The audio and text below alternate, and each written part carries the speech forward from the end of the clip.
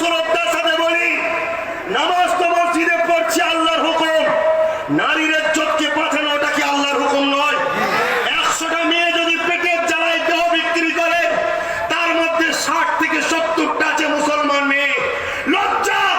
এইরকম আলেম উলামা পীর সাহেব, হাজী সাহেব নামাজীর ওপর ধিক্কার জানায়, যারা তার ঘরের মেয়েগুলোকে বাঁচাতে পারেনি।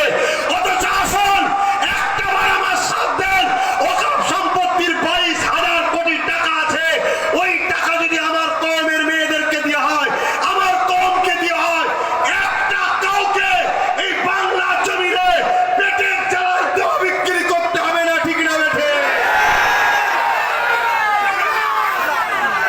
এই কাজ করবো না বন্ধ করবো, কিন্তু এই কাজ করতে গেলে তো বাধা আসবে, বাধা আসবে, জেল খাটতে হতে পারে, মিথ্যা মামলায়।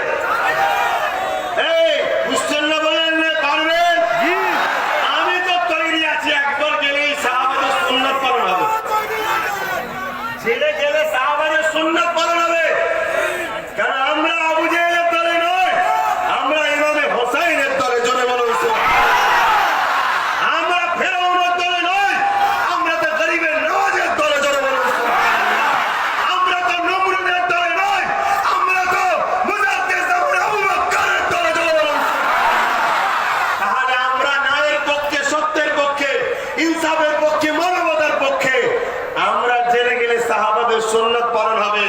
আরে হকের জন্য, ন্যায়ের জন্য আমাদের ইমাম, ইমামে আজম নোমান বিন সাবিত আবু হানিফা, তিনি জেল খেটেছিল কেন? জালিম রাজার বিরুদ্ধে কথা বলেছিল।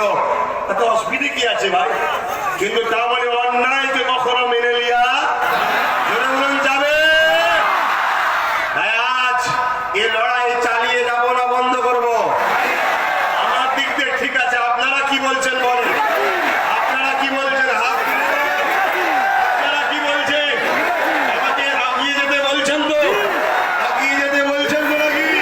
আপনারা গাছে তুলে মই কেড়ে নেবেন না তো? গাছে তুলে মই কাটবেন না তো? আমার কিছু হলে এর ক্ষতিপূরণ আপনাদেরকে পাই টু পাই হিসাব নিতে হবে। হ্যাঁ, ঠিক না বাড়ি? দ্বিতীয় নম্বর কথা, ঠিক দিনে ঠিক সময়ে আমার কথাই 2021-এ ভোট দিতে হবে। রাজি আছে? রাজি আছে? কত সুন্দর অফার দিয়েছিলাম, কত সুন্দর অফার দিয়েছিলাম যে 44 জায়গা ছেড়ে দেন, বাকি জায়গায় আপনি প্রার্থী দেন। দিয়েছিলাম না দিই?